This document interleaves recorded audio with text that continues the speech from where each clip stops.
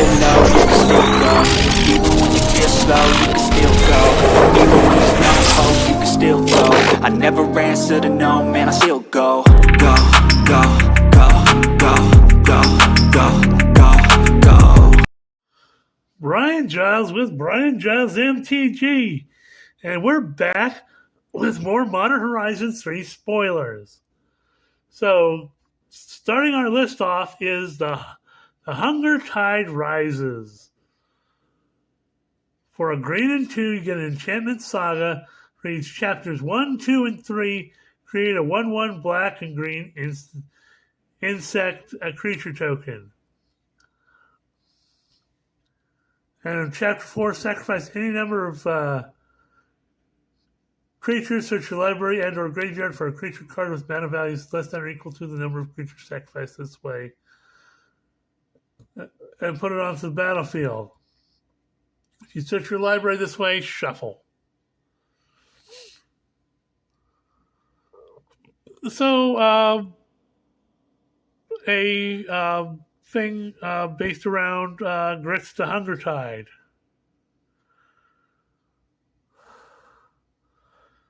This also might cause your Scute Swarm to raise in value.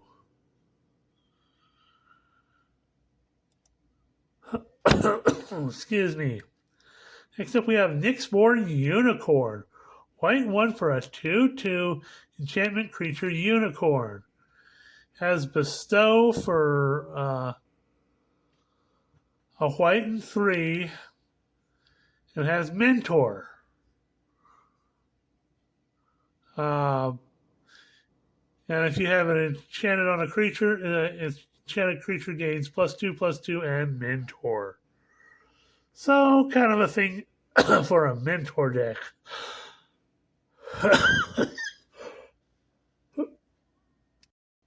Yeah, quirky little Mentor card. Then we have Ashling Flame Dancer, which is 2 red and 2 for a 4/4 legendary elemental shaman. You don't lose unspent red mana as steps and phases end. Has Magecraft. Whenever you cast or copy an instant or sorcery spell, discard a card, then draw a card. The second time this ability is resolved this turn, Ashling Flame Dancer deals 2 damage to each opponent and each creature they control. If it's the third time, you add 4 red mana. So this is kind of like combined versions of all the versions of Ashling that's come before it. And you're casting, definitely you're casting, your Spellslinger deck. This is going to be a fun card to have in that deck.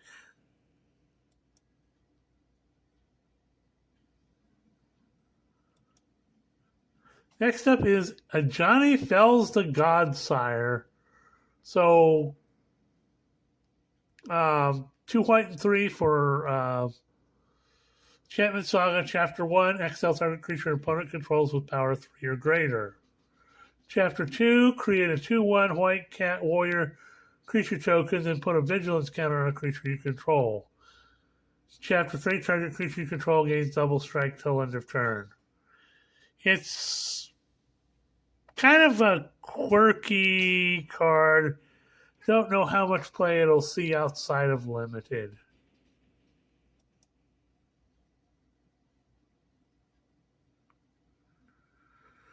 Next up is a card that's been talked about ever since it was leaked. This card is insane. This is Necro Dominance. 3 black mana. Legendary enchantment at mythic level. Skip your draw step. Beginning of your end step, and pay any amount of life if you do draw that many cards. Your maximum hand size is 5. If a card or token would be put into your graveyard from anywhere, exile it instead.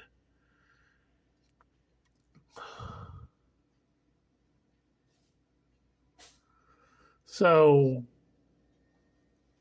this is a crazy card. I don't know how well it's going to be received, but yeah, it's definitely different.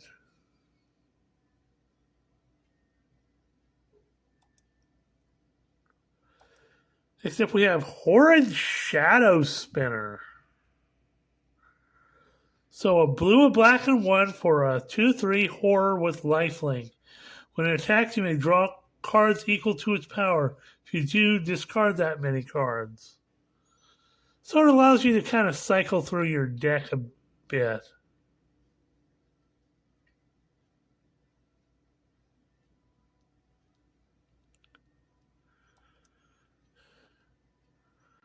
Next up, we have another insanely powered card in Fanatic of Ronus.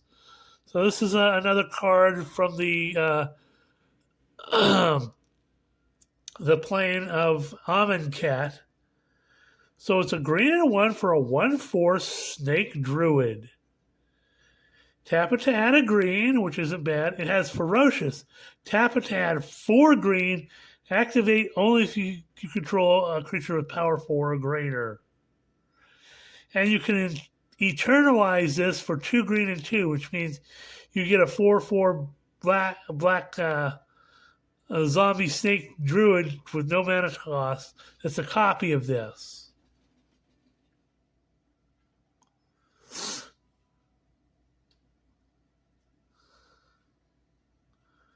So if this card's in your graveyard, you can have it come back as a 4/4 zombie, and you can tap it to add that 4 right off the butt because it's a 4/4 black zombie. Snake druid, whatever. Yeah. So hoo-ha! This card is going to be really powerful in green builds. Another card, I'm saying watch out for this card. This card is going to go places.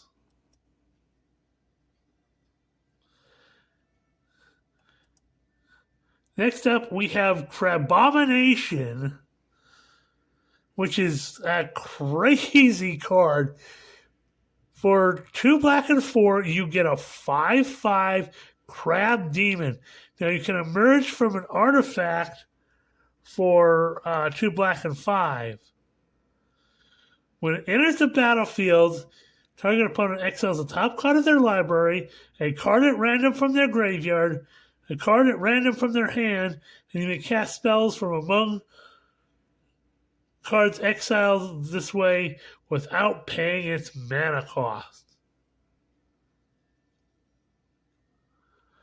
Man, that you get cards from their library, a card at random from their graveyard, and a card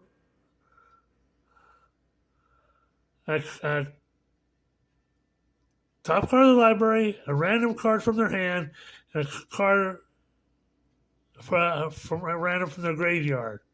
So you get a choice of three different cards that you can cast for free. Cast one of them for free.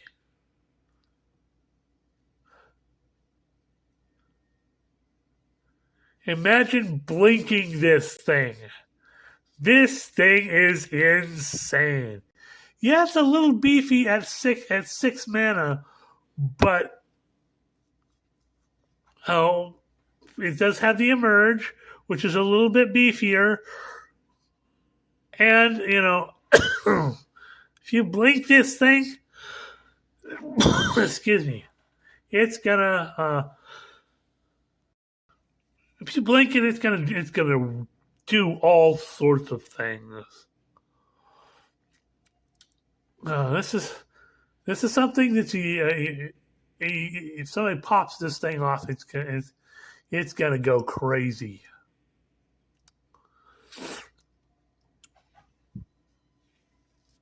Next up, we have a reprint in Buried Alive, which is a black and 2. Source that reads: search your library for up to 3 creature cards and put them to your graveyard, then shuffle. Well, that works really well in that Lurgoyf build that we've been seeing, and the Lurgoyf Commander deck, of course.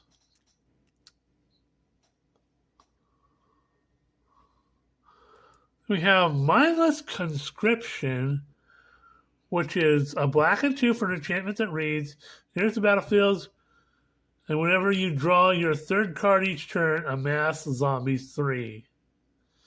So you create a 0/0 zombie army and put 3+1 counters on it.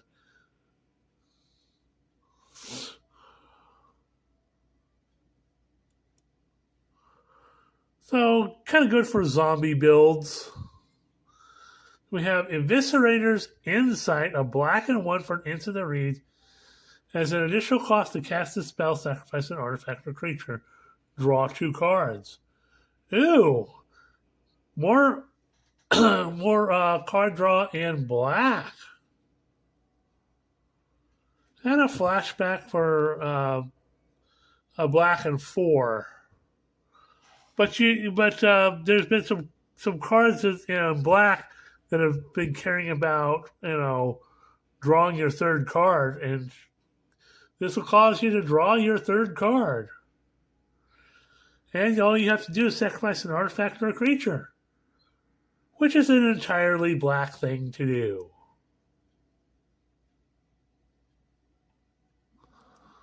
Next up, we have Charitable Levy. So white 1 for an enchantment reads. Enchantment that reads, non-creature spells cost 1 generic more to cast. If a player casts a non-creature spell, put a collection counter on Charitable Levy. If there are 3 or more collection counters on it, sacrifice it. If you do draw a card, then you may search your library for a plains card and put it on the battlefield and shuffle. So it's weird. It's I guess it works kind of in your lockdown builds and everything. Especially, works kind of like a Thalia on an enchantment build. That if you get 3 or more collection counters on it, you can go land hunting. Next up, we have another powerful reprint in Phyrexian Tower. Stupid ads.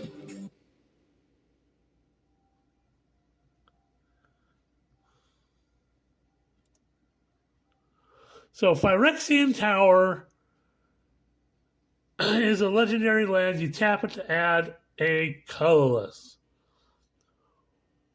Or tap it, sacrifice a creature to add 2 black mana. So this is a good reprint for this card. It hasn't been reprinted in a while, and with all of the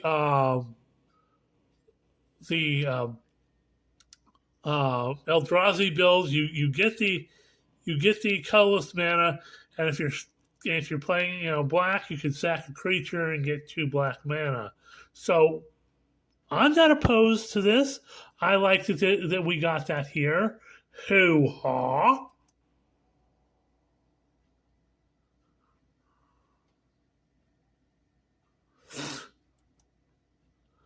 Now we got a Nanu Winged Wisdom. So a green, a blue, and 1 for a 3/4 bird wizard with flying. Creatures you control have, whenever this creature becomes the target of a spell or ability, deal the top card of your library. If it's a land card, put it onto the battlefield. Otherwise, put it into your hand. This ability triggers only twice each turn.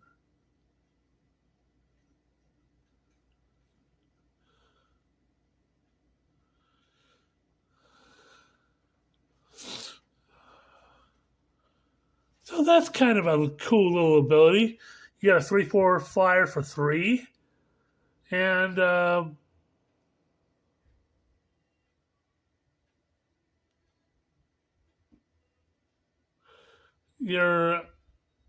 I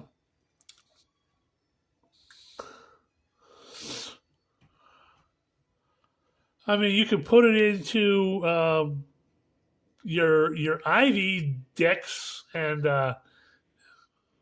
have all sorts of fun with that.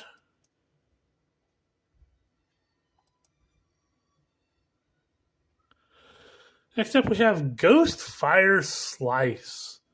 So a red and 2 for an instant that reads. It has the void. It costs 2 generic less to cast if an opponent controls a multicolored permanent. It deals 4 damage to any target. Ew.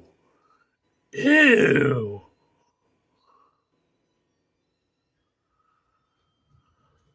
This is an interesting, and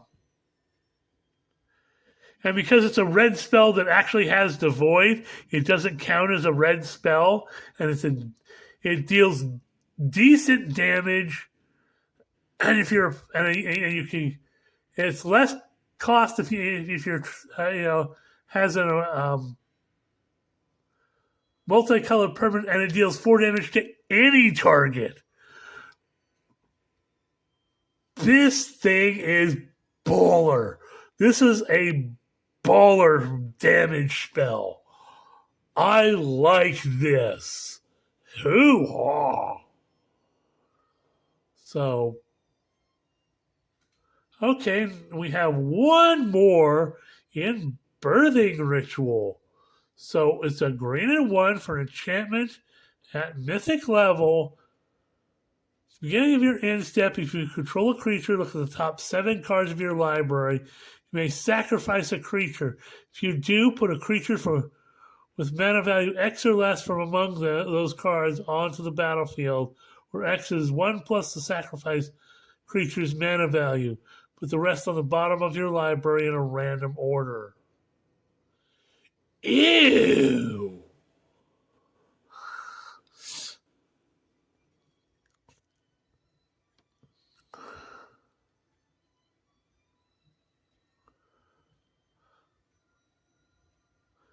Ew.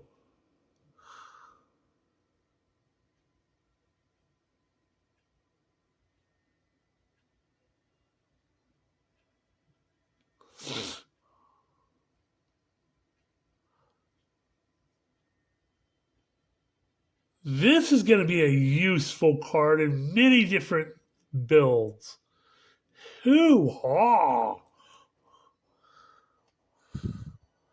Well, that seems to be all for right now. Normally, I don't cover leaks, but there is one that came out today that might actually be a real card, and we're going to cover it here and cover it later, and when it comes out as a real card. So this is Ugin's Binding. So a blue and 2 for an instant with Devoid. Turn target non-land permanent you don't control to its owner's hand. And whenever you cast a colorless spell with mana value 7 or greater, you may exile Ugin's Binding from your graveyard. When you do, return each non-land permanent you don't control to its owner's hand. So kind of like a blue multi-unsummoned board wipe. Ugly, ugly, ugly. Hoo-ha. So that's it for right now. We're going to say hoo-ha. Have a great day. We'll see you on the next video.